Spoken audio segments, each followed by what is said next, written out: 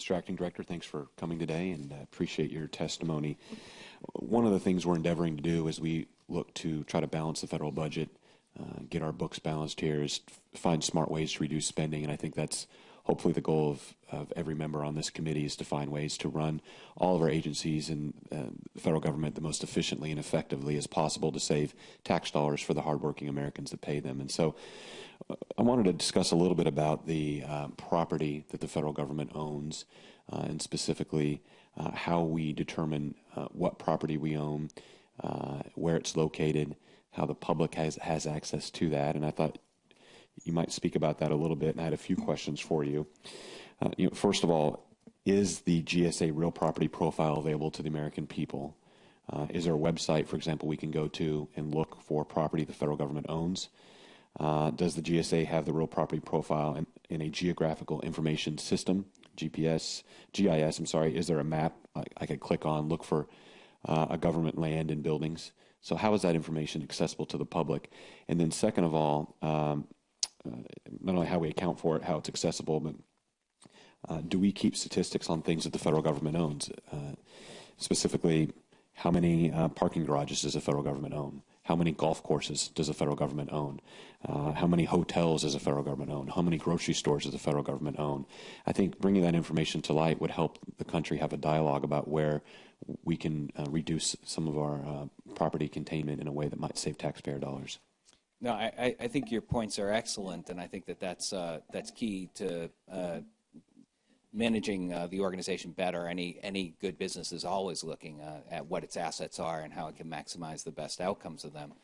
I think you have to understand, in a way, the relationship of GSA to federal property. We actually only own or control or manage about 10% of the entire federal government's federal property assets.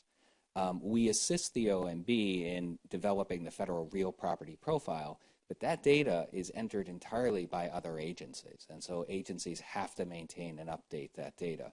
We've made big strides in transparency in that data internally, just beginning the ability to share it among agencies and getting visibility into it within a GSA. But to your point, I think that there's still a lot of work that we can do, and I commit to working with this committee and with other agencies and OMB to try to find ways to give people more understanding and better window into what the real property assets of the federal government are. I think it's for that reason why the administration has put forward, and we've seen other proposals both in the House and the Senate, for something along the lines of a civilian BRAC process by which you would really dive into the issue and ask ourselves, where are those properties that are not getting the highest and best utilization, and how do we get them back into the economy and frankly, realize the results and the benefits from it? Is there another agency that maintains the records of the real property that the federal government owns? So each agency has their own real property management system. But there's not one agency that would maintain all of the records on behalf of taxpayers, on behalf of the federal government. What happens is each of the agencies then need to upload information around a certain number of specific elements into something called the Federal Real Property Profile. That occurs right now? That occurs right now. That system is maintained by GSA and overseen by a project run by OMB. Okay, so GSA does have the information about every piece of property and every building and entity that all the federal agencies own, because they're all required to upload that to you. We have we maintain the Federal Real Property Profile, which has those elements, a certain number of elements, an agreed-on set of elements among the agencies, and then it's up to the agencies to ensure that they upload it. We don't go. So there's no policing to determine whether agencies are uploading it. Do we have an idea of how much compliance is being done? How much of the property that the federal government owns does GSA have logged into that database? Well, so we only know what's logged into it, so we don't know what's not logged into it, and that's the problem. That's the delta you're looking for. The GAO has recently conducted a study that is commented on the quality and the accuracy of the data. There are issues about the way we describe elements that could allow for the quality, the accuracy of the data to be degraded. So we're working very closely across the agencies to try to improve the quality. Sure. As a demonstration of trying to get to the best possible quality within GSA.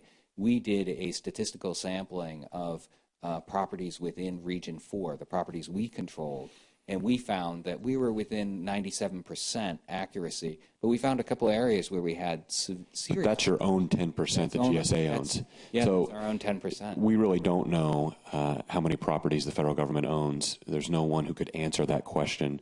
GSA couldn't say that they have an accurate sample because they're dependent upon federal agencies to upload that information.